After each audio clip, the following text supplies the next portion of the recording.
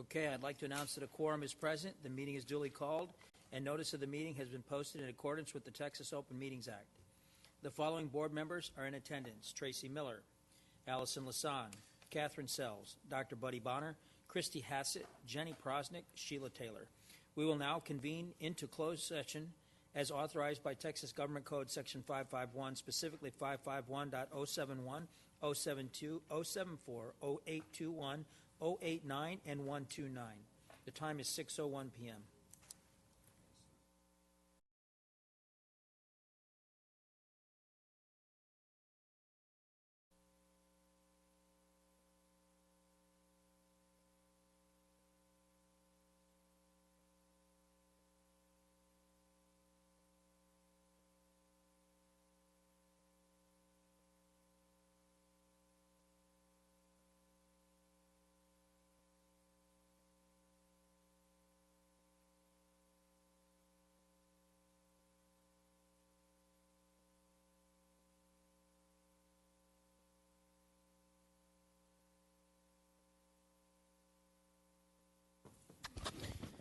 I'd like to announce that a quorum is present. The meeting is duly called, and notice of the meeting has been posted in accordance with the Texas Open Meetings Act. The following we will now reconvene into open session. The time is 7:03 p.m. Please join us as students from Indian Creek Elementary School lead us in the pledges.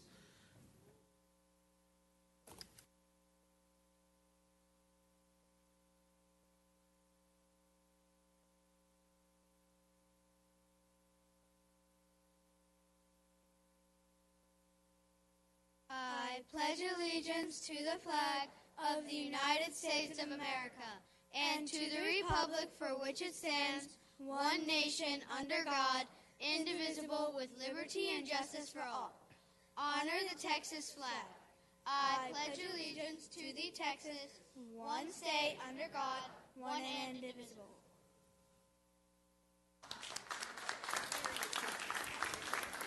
So tonight we had Carter Hawthorne, who's a fifth grader and president of the Student Council, and Natalie McEnany, fifth grade vice president of the Student Council. And any parents that we might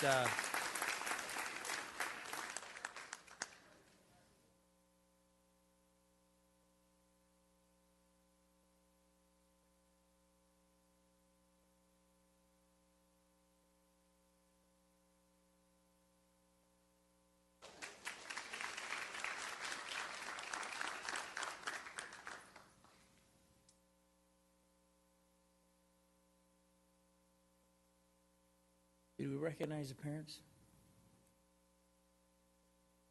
All right, thank you very much. Welcome to all. The Lewisville ISD Board of Trustees meets monthly to receive reports from the staff and take action on recommendations from the superintendent. The board receives the agenda and all supporting documents 10 days in advance of these regular meetings, which allows us to ask and receive many answers to many of our questions.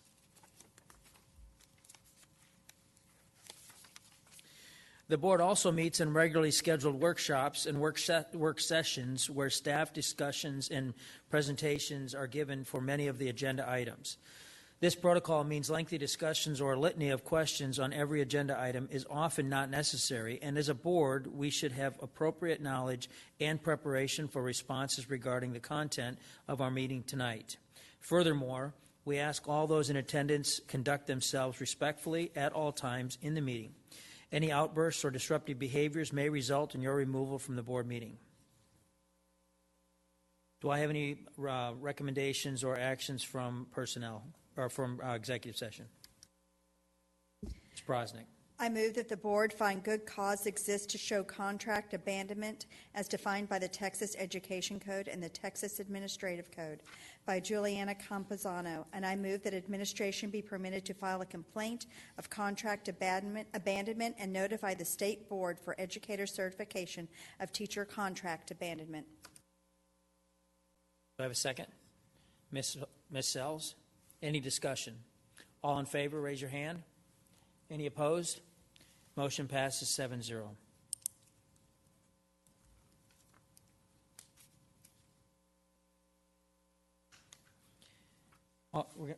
This is DCAD? Okay.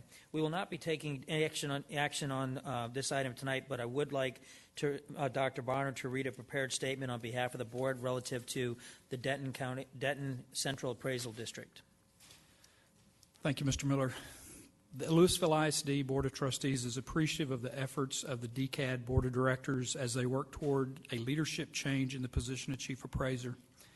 The DCAD taxing entities are not privy to conversations about the process for change, but we do understand that the Board of Directors is considering a severance payment to the outgoing Chief Appraiser. The LISD Board expects that any severance payment made to secure this change in leadership will consider the obligations of DCAD and the taxing entities to utilize taxpayer funds with an eye toward responsible stewardship of those funds. It is imperative that we restore the trust, respect, and credibility of the Denton Central Appraisal District, and a swift transition of leadership is necessary to ensure this goal is achieved. A severance agreement in line with the desires of Lewisville ISD and the expressed concerns and desires of many other DCAD taxing entities is preferable and strongly recommended. Thank you, Dr. Bonner. With consideration and take possible action on threatened litigation regarding social education replacement, would someone like to make a motion? Ms. Hassett? In regard to the threatened litigation regarding special education placement, I move that the board approve the proposed settlement agreement discussed in executive session. Do I have a second? Ms. Taylor? Any discussion? All in favor, raise your hand. Any opposed? Motion passes 7-0. Student recognitions, Chief Communication Officer Amanda Brim. Lily J. Jackson Early Childhood Center and Lakeview Middle School were recently recognized by Solution Tree for their sustained success in raising student achievement due to successful implementation of Professional Learning Communities at Work process. PLCs at Work are schools in which educators recognize the key to improved student learning is ongoing, job-embedded learning for adults who serve students. Schools are recognized based on their strict criteria, including commitment to and implementation of the PLCs at Work concepts and clear evidence of improved student learning over a 3-year period. Thank you for your commitment to learning and serving students, Lily J. and Lakeview staff.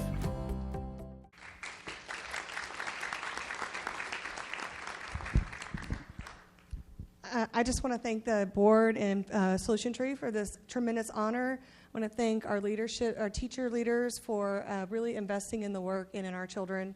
And just congratulations, great job.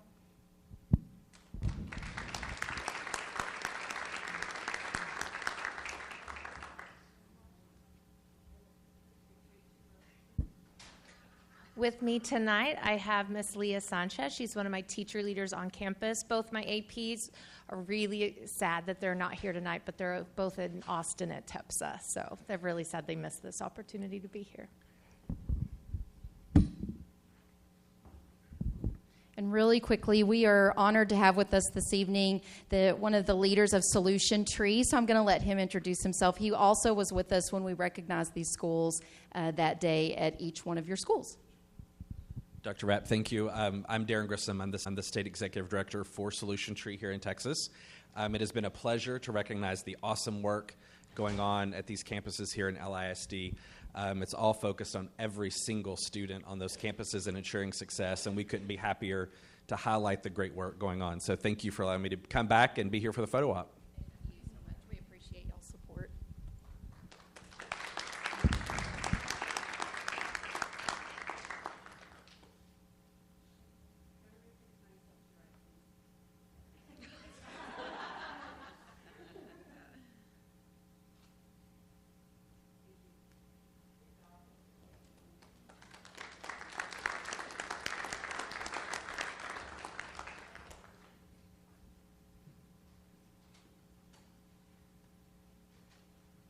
Superintendent report, Dr. Rapp.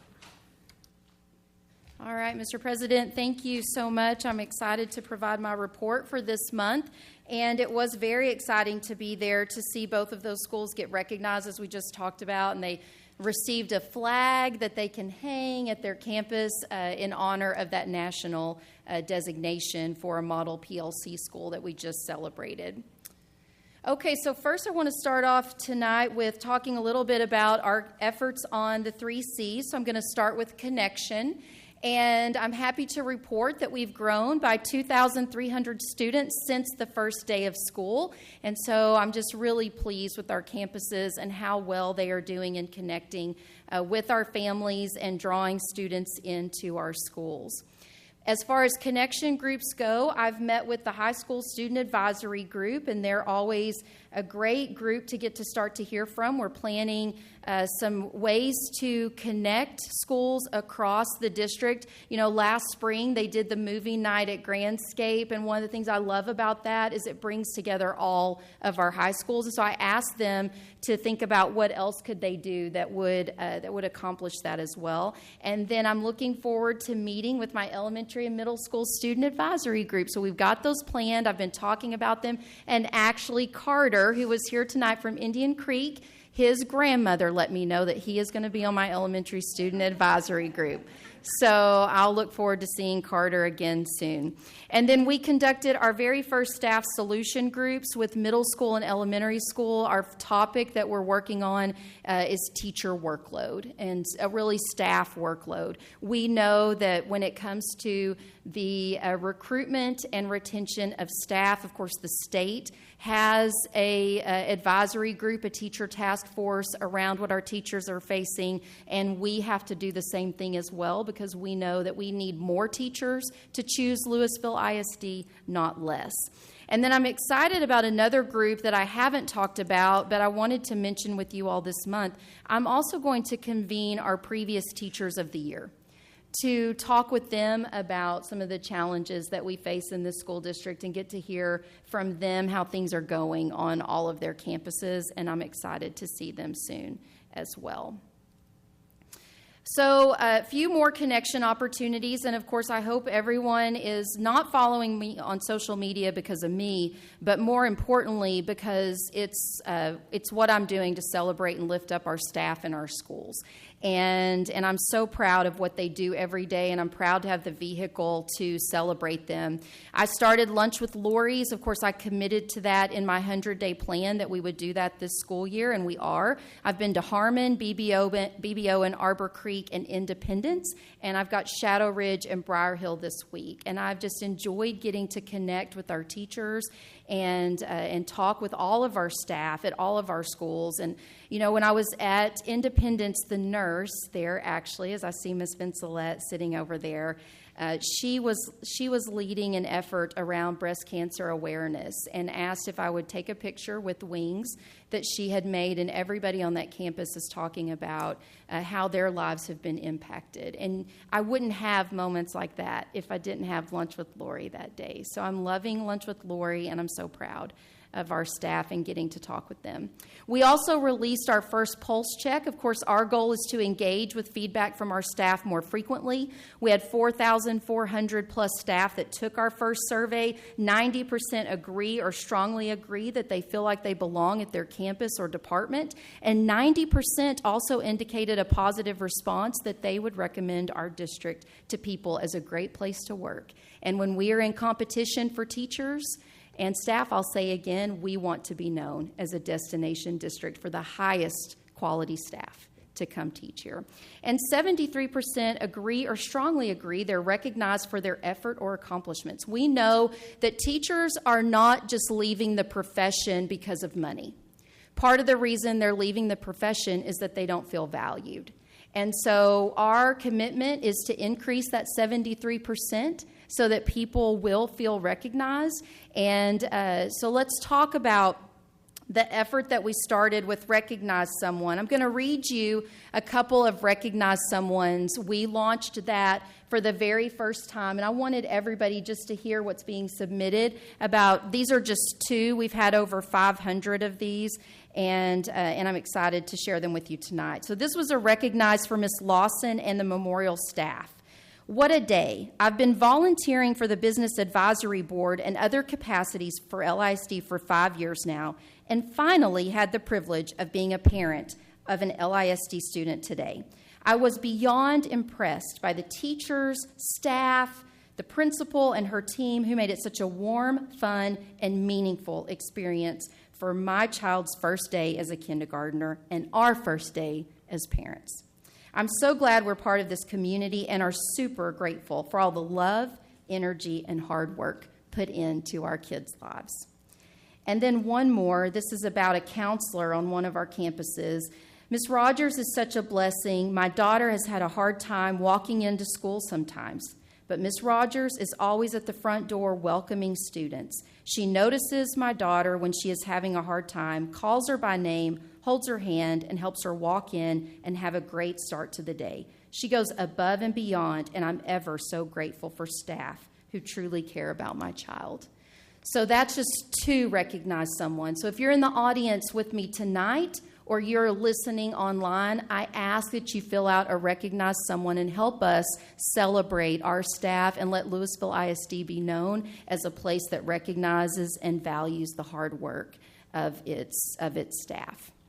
One of the things I wanted to report on last month, of course, Dr. Fitzhugh gave you all an update about data and achievement, and we got the graduation data for the class of 21, and I just want you to see our graduation rate went up to 96.6%.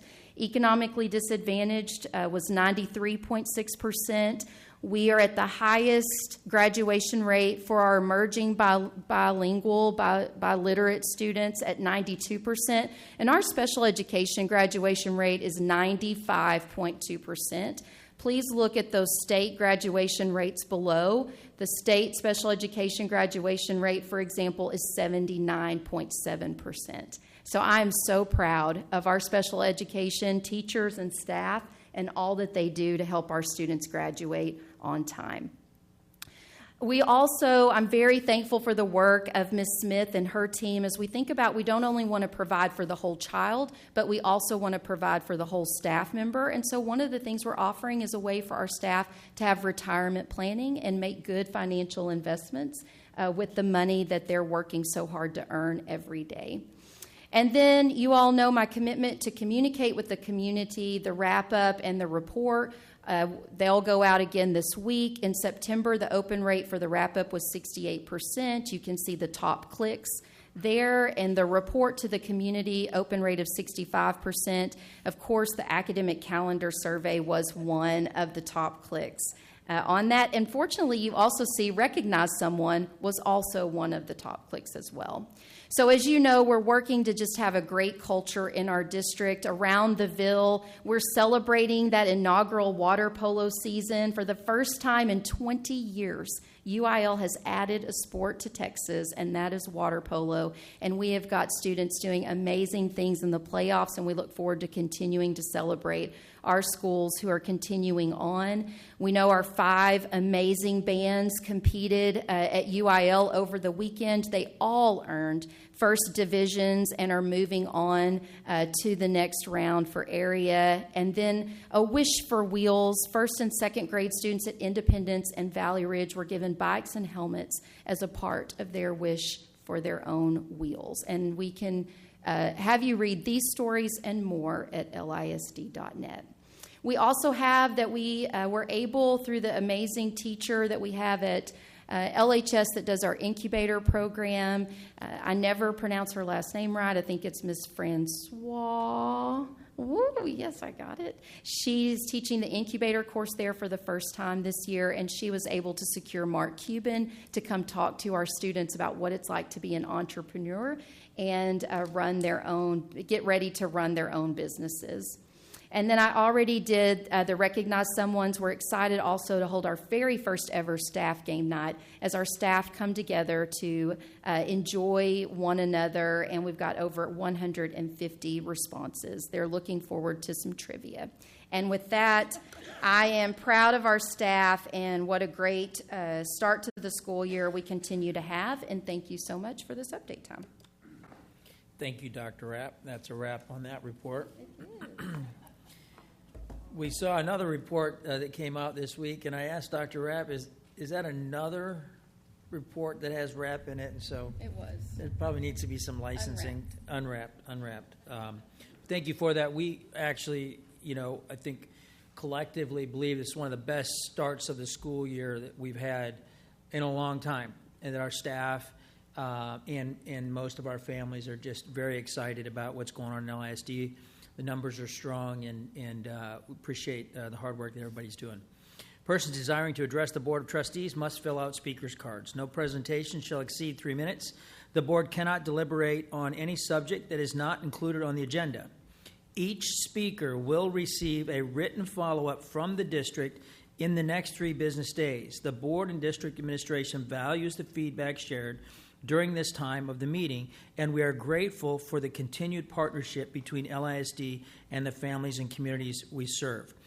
It would be expected that community members would have reached out to principals or campus leaders if they have access to them prior to this evening.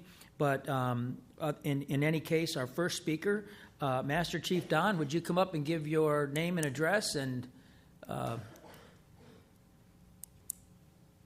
tell us what's going on? Well, at least you all remember me as Master Chief. Obviously, Of course. because I campaigned for all of you. I was quite impressed with those kids that come up here.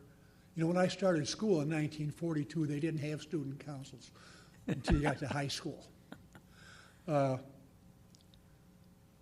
We talked about the SEL, and I guess there's a lot of good things that's been going on. I couldn't read or write when I was 14. We didn't have the help that we have now. So there's a lot of good things. But what my main concern is, the best way I can say it is the sexualization that's going on. Okay? You talked about why school teachers are quitting. Now, this is secondhand. I got it from the father-in-law. He said, my daughter, a middle school teacher, is resigning. She's resigning early. I will lose $300 a month in my retirement. I spend 50% of my time teaching, 50% of my time showing films. Johnny's got 2 daddies. Sarah's got 2 mommies. This stuff is going on. And all you guys all profess to me, I campaign for you, all profess. I'm born-again Christians. That's got to stop. Now, I know a lot of stuff goes on that you can't know. This is a big school district. And I know you've corrected a lot of stuff when you found out about it. But I'm concerned about that. Nationwide, we're, I think, 47th in math. There's third world nations that are ahead of us in subject matter. We need to stop so much of the socialization stuff and start teaching more the 3 R's. And I'm not chewing you out. God bless you. I know you're doing the best job you can, but that is my concern. And thank you for listening. Well, thank you, Master Chief. And first of all, thank you for your service to our country. You know you have access to us, and we always look forward to some healthy discussion with you. Some of those classes you mentioned we don't teach here, but certainly would love to. You're going to get an email from Dr. Rapp and the Board of Trustees, and that will allow us to engage in some more discussion. We look forward to having that with you. Thank you, sir. Jace Jones, could you give us your name and address, please?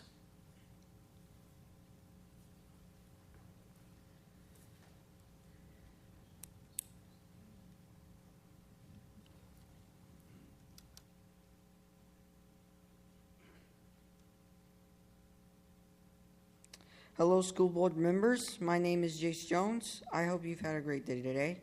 I want to thank you for having me and my family here tonight, and I just wanted to let you know of the 3 situations that have happened over my years in 7th grade.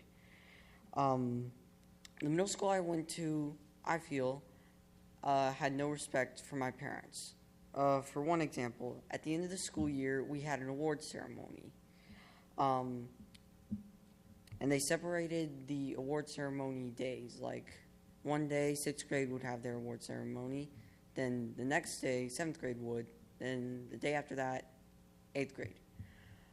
We also had what was called a WIS newsletter, which is like information about what's going on.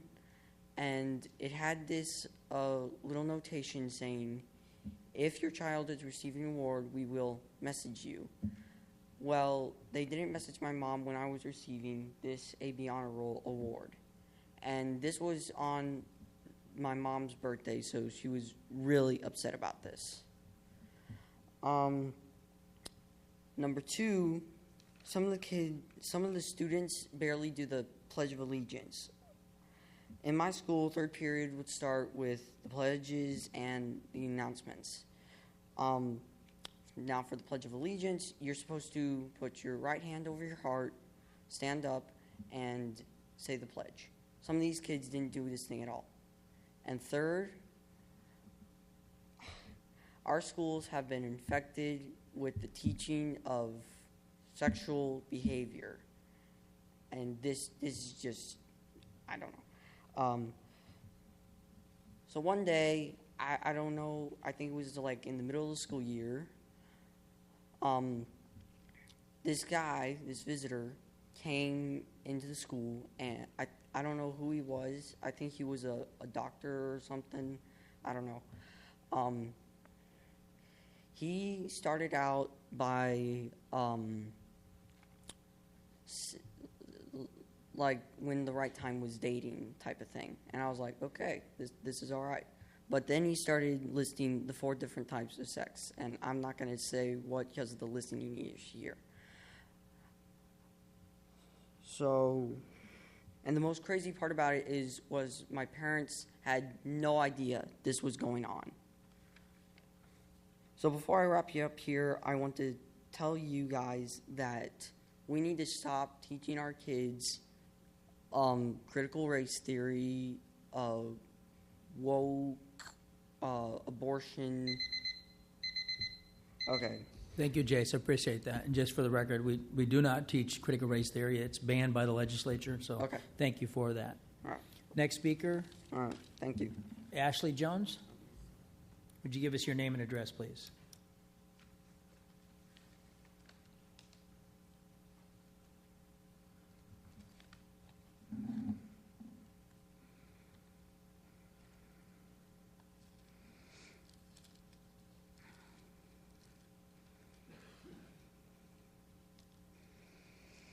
My name is Ashley Jones. You just heard from my son, Jace, about his reward that he received at school this May, on my birthday.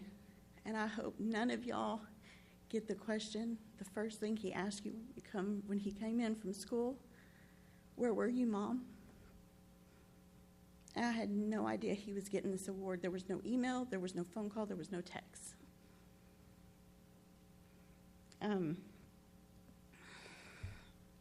I'm very proud of my son for coming up here and standing up, having the courage to say, these things are going on in our school. He was one of those students that they pulled into a classroom and talked about sex education. I had previously sent an email, advised the principal that my son is not to be pulled into a room and talked about sex education without my permission. And he still was. I feel very discouraged by the things that you were saying about how teachers are staying in school, that they're wanting to seek employment with LISD. I can tell you, 1,500 teachers that are retiring last year alone, that speaks a lot of volumes. I've even had a conversation with a different teacher that retired. Y'all are pushing too much stuff onto these teachers to teach these kids. They're getting 40% of their basic learning, and the rest, 60%, is the SEL. So I stand here and I say this on record, and specifically with words from Scripture, Romans 9:1. I speak the truth in Christ. I'm not standing up here lying. And it upsets me to no end to know that a person on this board is going around and telling people that I'm lying.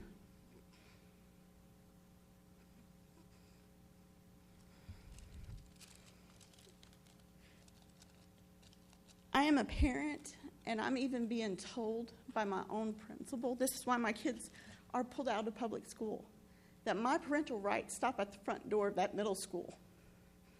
That's why I pulled my kids out of school. You not once, Dr. Lori Rapp, not once did you talk about parents tonight. Our relationship with our kids, it matters. Thank you, Ashley. Tricia Raymond, would you give your name and address, please?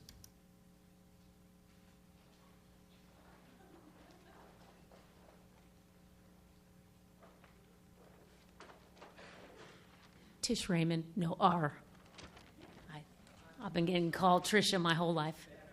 Okay, I'm the poster girl. So first I'd like to invite everyone here, because I know that most all y'all are public education fans, to the LISD Council of PTAs, to our Bowling for Scholars event on November 5th at Andretti's in Grandscape. And I know y'all look like bowlers. I mean, some of you ladies can balance on those shoes. And I know that you can sling the rocks, so come on out. We raised 2 scholarships for each high school in LISD, and it's for a great cause. And we have fun, and we're at a new venue, and we're all going to get to check out Grandscape. So come and join us. And then my second volunteer job is I work, Allison, you cannot tell on me, but I'm on the Marcus PTA, and I do the Magnificent Marauder. And one of the things that PTAs do, you know, you guys, a lot of people think we make cookies and we sell things and we're asking you for money all the time, but we balance our fundraisers with programs. And one of the programs at Marcus that's so fun is Magnificent Marauder. And I just took a little job this year doing Magnificent Marauder. And what it is it's a program in the spring and fall where we recognize your atypical student. You know, you got your national merit finalists, you got your people who get tons of awards all the time. But as a PTA, we partner with our administration and staff to highlight those students who may not get those top kudos.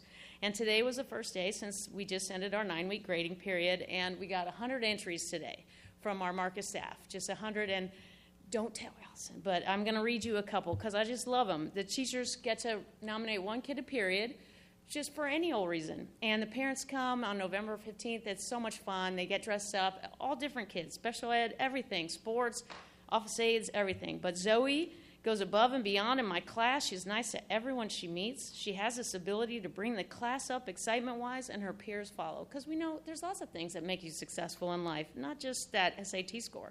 Sky is kind, thoughtful, reaches out to anyone who needs help. She's also very creative and prompt in her work, and these qualities help her to be successful as an individual and team player. All right, I want to employ her. I think she's going to do great. All right, next, Narges is very insightful. She's an avid reader, shows in her work. Her contributions to class and small group discussions always lead more thought-provoking discussions. And then Keegan is extremely intelligent and well-spoken. His interpersonal skills are second to none. He's an asset in my second period class from day one. People would literally grieve the loss of his presence when he moved from group to group because I would just move him around when people weren't talking, and talking would immediately commence. And he sings Frank Sinatra songs. And I just want to let you know that these are teachers in their spare time bragging on their kids. So thank you.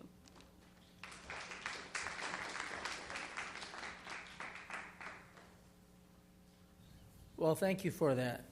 And you're right, we do have some pretty good bowlers up here, Dr. Bonner. It's a great add to the board. It was well needed, let me tell you that. We've come a long way from dressing up as superheroes, though, when Dr. Rogers was here. All right, back to the business of the meeting. Are there any items that to be pulled, or would someone like to make a motion on the consent items? Ms. Sells? I move that the board approve the consent agenda items as recommended by administration. Do I have a second? Ms. Hassett? All in favor, say aye. Aye. Any opposed? Motion passes 7-0.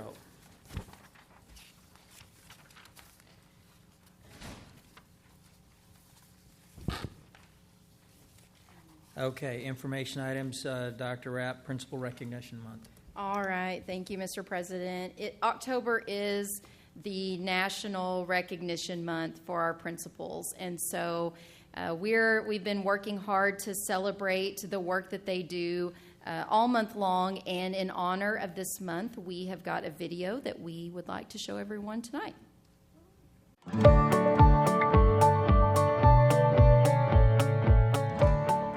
On behalf of the Board of Trustees, we'd like to recognize the incredible work and leadership that Lewisville ISD principals demonstrate every day.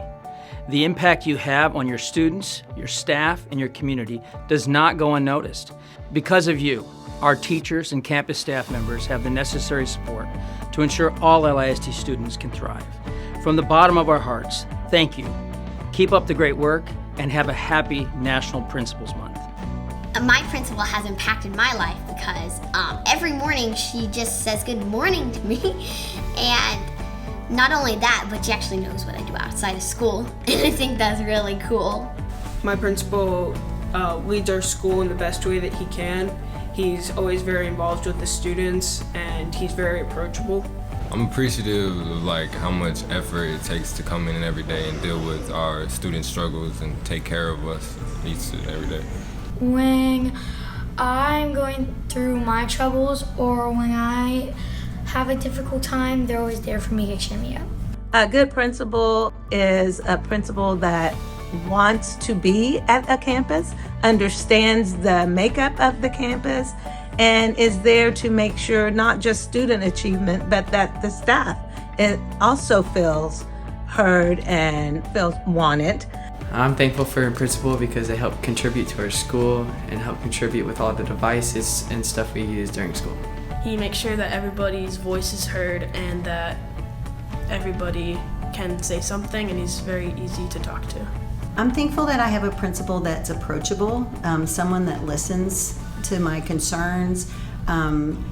She just has a way of making things seem like they're going to work out, even when it's something that I feel is detrimental, that she can make me look at it as something that's not that big of a deal and that we can get through it together. She takes her time out the day to be with the kids, and she could be doing other stuff with her family, but she chooses to be with us. I used to be really shy and insecure about things, but now, ever since I got to know them and stuff like that, I've become more open and more grounded to where I am and who I am as a person. Thank you for being my principal and making this school fun.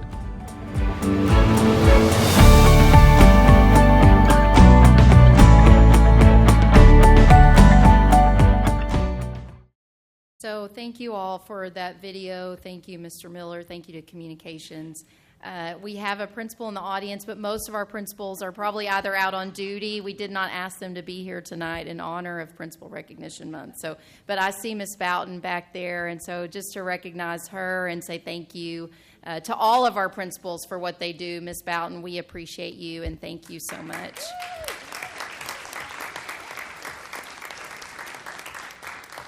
And she'd be disappointed if I didn't say go Hogs. But, we're so thankful. We'll pass that video out and push that out on social media as well. And we just look forward to the ways that people are going to continue celebrating our principals this month. Thank you. PTA update?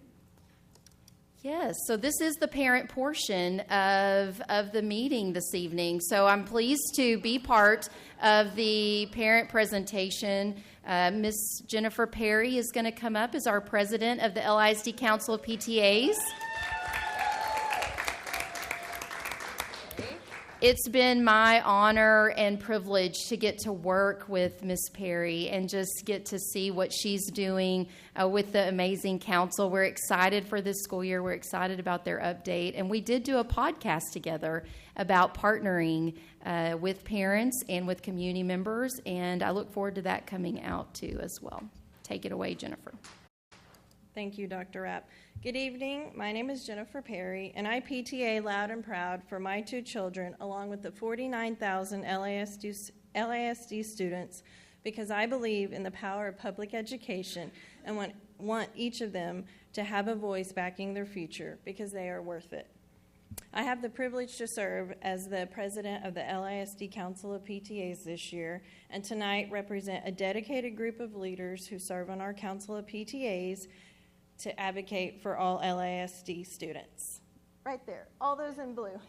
Thank you. I'd like to begin by thanking Dr. Rapp, President Miller, and the LASD Board of Trustees for the invitation to share tonight and for all you do.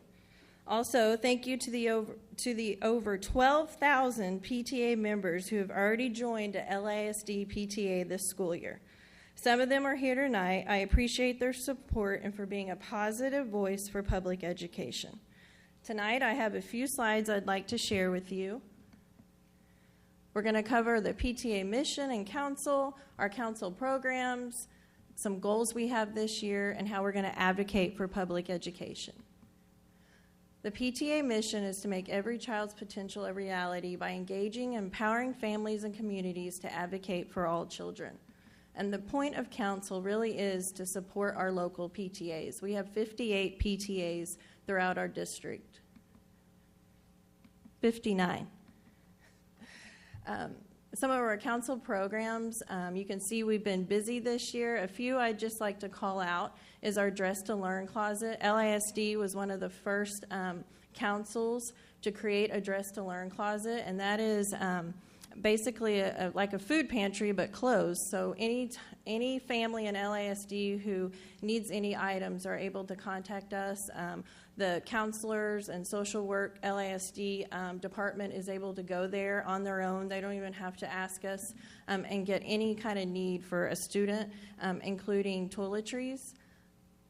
Another program that we're really proud of is the PTA Reflections program. That is a free art program that we sponsor that any child in LASD is able to participate in if they're a PTA member, and the council collects those those entries. We had over 125 entries last year, and those entries are judged at the council level, and they move on to Texas PTA. And we've had students represent our district at the national level, so we're really proud of that.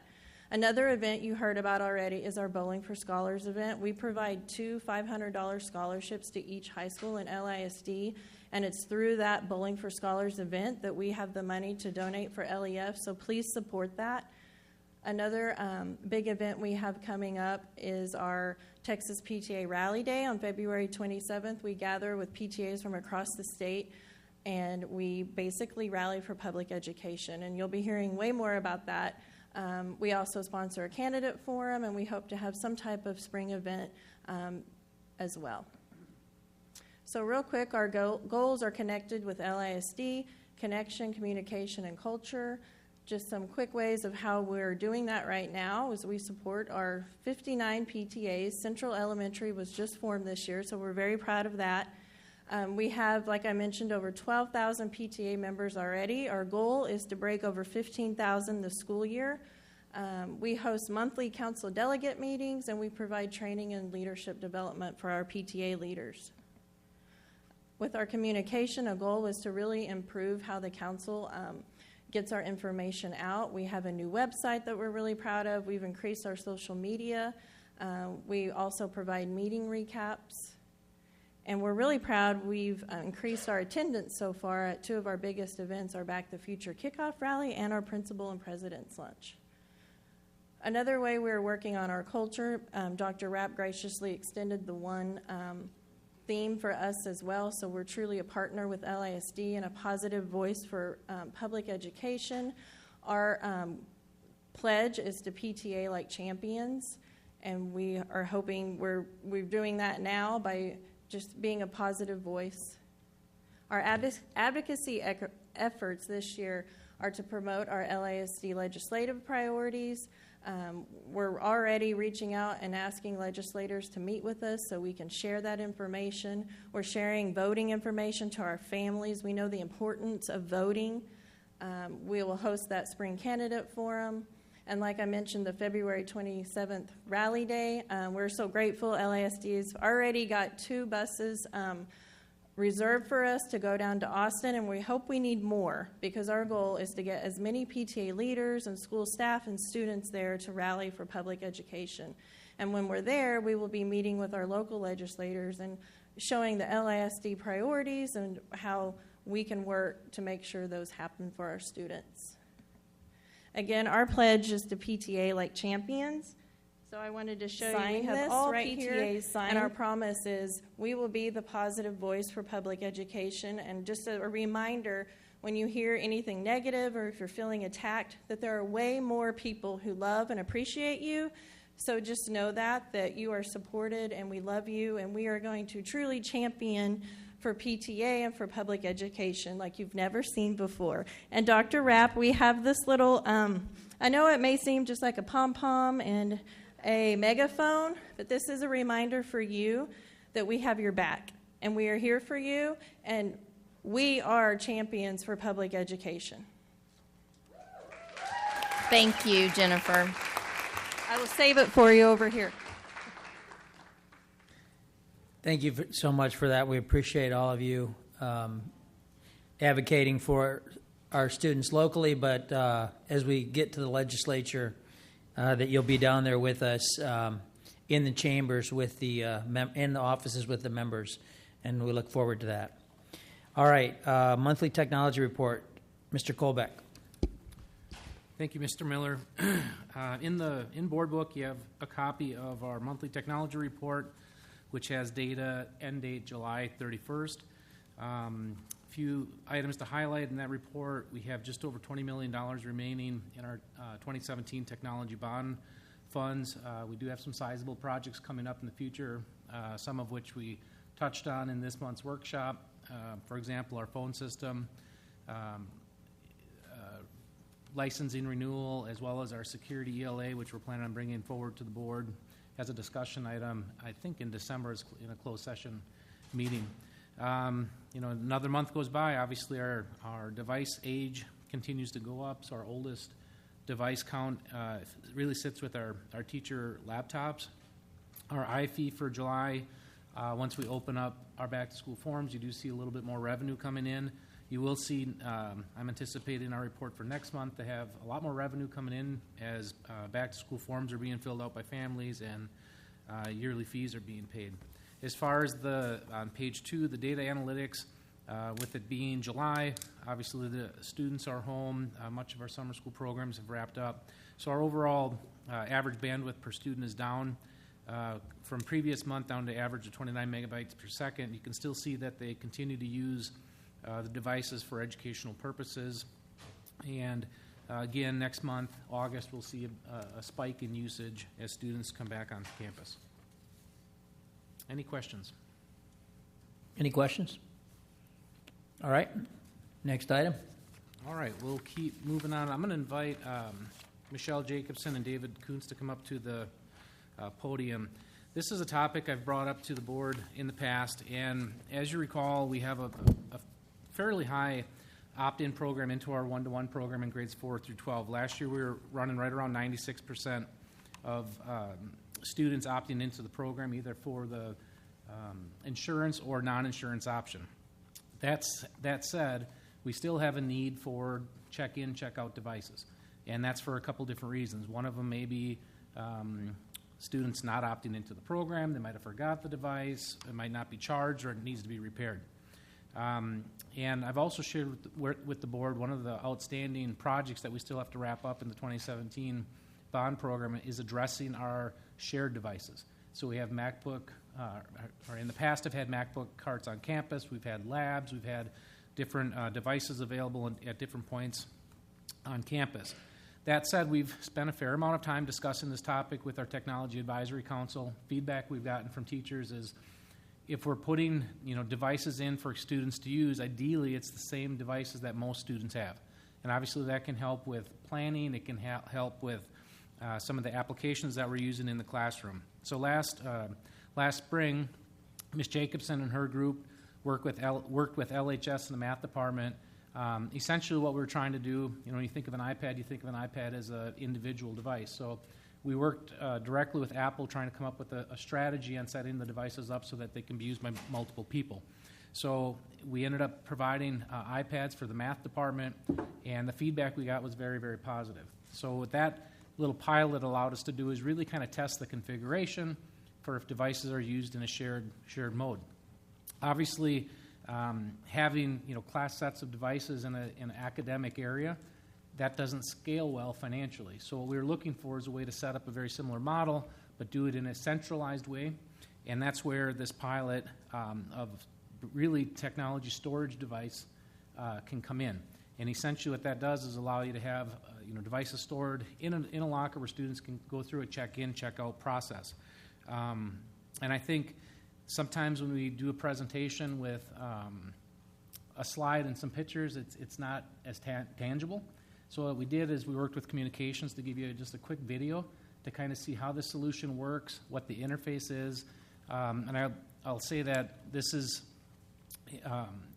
the solution has an open architecture. There's an API, and Mr. Kuntz's team did a great job developing basically an interface for students to check in, check out the devices, and allow us to collect some data. So, Lee, can you play the video, please?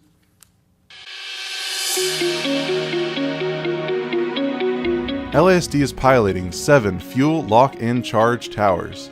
2 will be placed at both LHS Harmon and LHS Kilo. 3 locker systems will be placed at LHS Maine. Each locker stores 15 iPads per tower. In order for students to check out an iPad for the school day, they will use a Chromebook to access a LASD-created kiosk. A screen comes on and prompts students to log in using their LASD username and password. Once logged in, students choose if they are checking out a device or returning a device. If students are checking out a device for the duration of the school day, they will be prompted to select why they are needing the device. This is data that will be shared with the campus. Once the student chooses their reason, if an iPad is available, a screen will show which lock-in charge tower and bay number to check out from. The bay door will open so that the student can then unplug the iPad, log in, and use it for the day. If students attempt to check out 2 iPads in the same time frame, they will receive a message stating that they can only check out 1 device at a time. At the end of the school day, students will be able to go to any lock-in charge bay to return their device. The only requirement is that a bay has to be available. They will again log into the kiosk using their LSD username and password. They will select Return Device. Then they will receive directions for the station and the bay number that they are returning it to.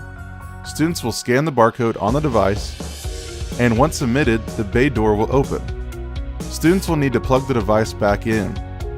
Once the device checks into JAMP, LASD's mobile device management system, it will receive a command to reset the device so that it is ready to be checked out by students the following day. LASD Technology expects to learn how this solution can help solve technology access issues across the district, and plans to share findings with the board in future board meetings.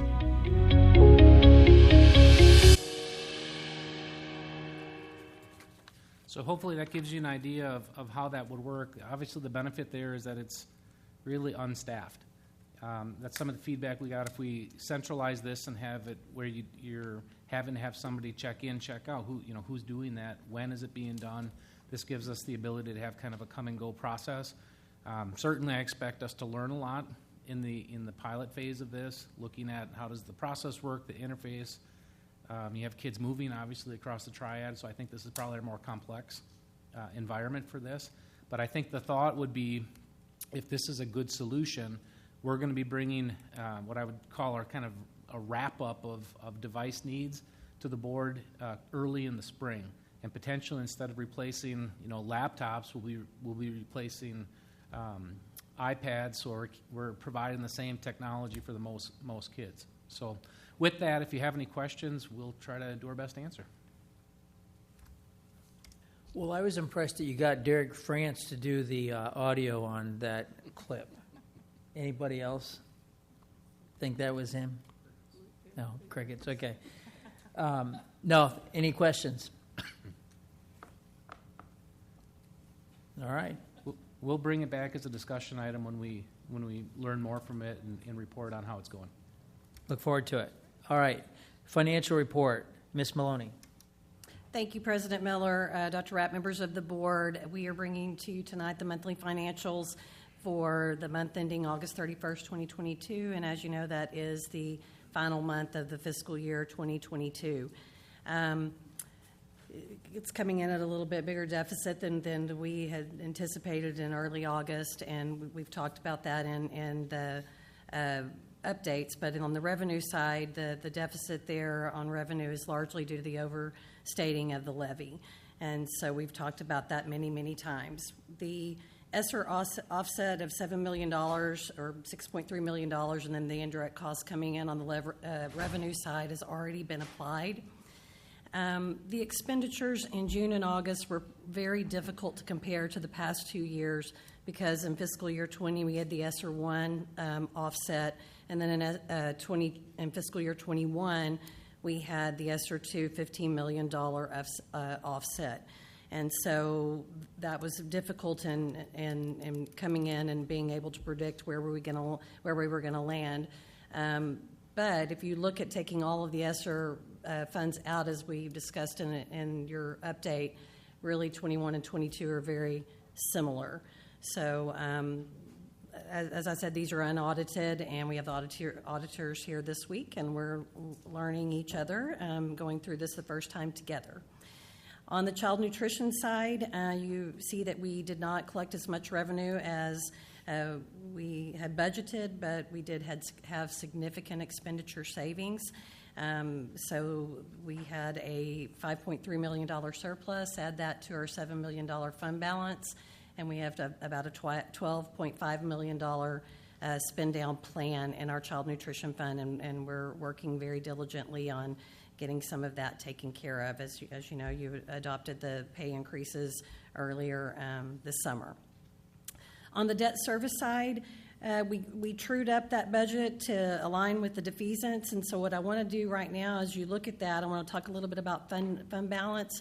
We started with a $62 million fund balance going into this year. We ended up defeasing $39 million, and our payment was roughly $153 million. We're going to end the year somewhere about close to $50 million in our fund balance, which is well above the 10% policy of what our payment should be. So that's really good news there, especially with our defeasance policy that we put in place.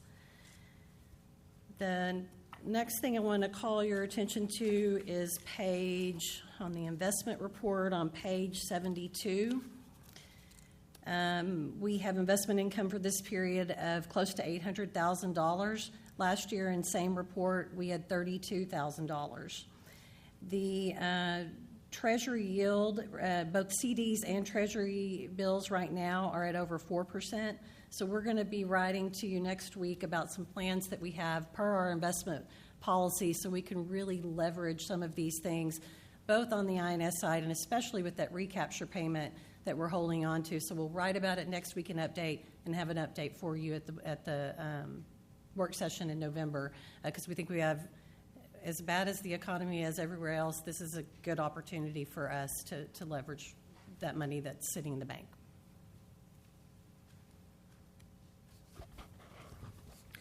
Thank you, Ms. Maloney. Questions? Ms.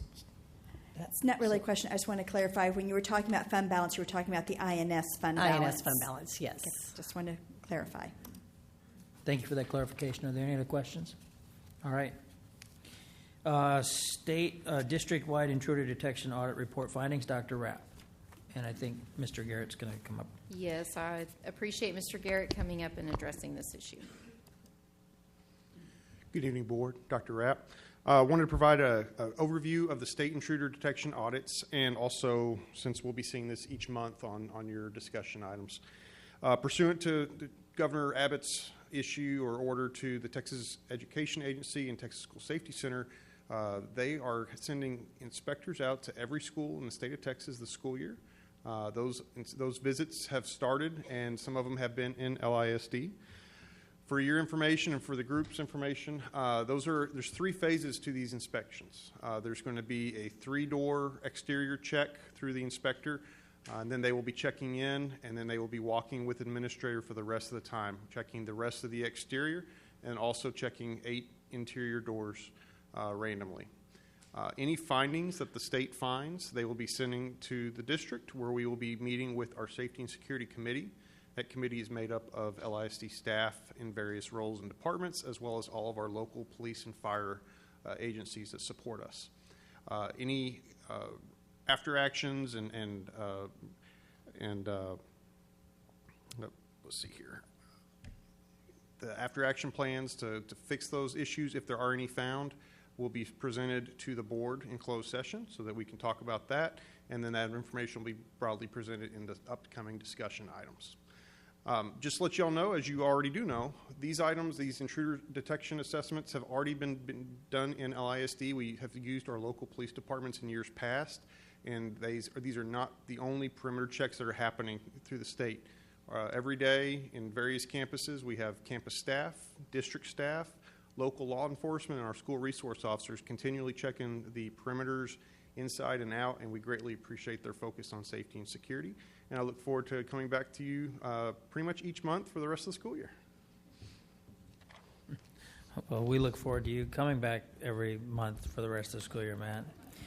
Thank you for all you do to provide a safe environment for our staff and our students, and at times for us even, and the members of the audience who don't even know the work that goes into making sure that those almost 150 seats that are available for people to come and sit and observe our meeting and participate are safe and secure for you at the parking lot level and in the building. So thank you for that, all your staff. With that, the next item on the agenda is to consider a student discipline appeal. If at any time the board is to hear a matter involving a student, the matter must be held in closed session pursuant to Texas Government Code Section 551.0821. We will therefore convene into closed session to hear, consider, and deliberate on the Level 3 student discipline appeal. The time is now 8:06 p.m.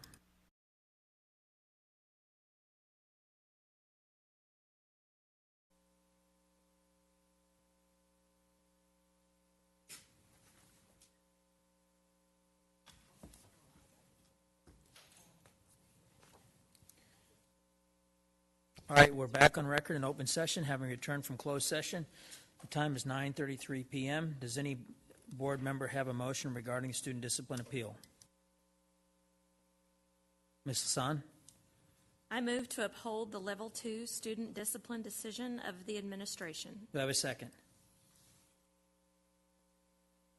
Dr. Bonner? Any discussion? All in favor, say aye. Aye. Any opposed? Motion passes 7-0.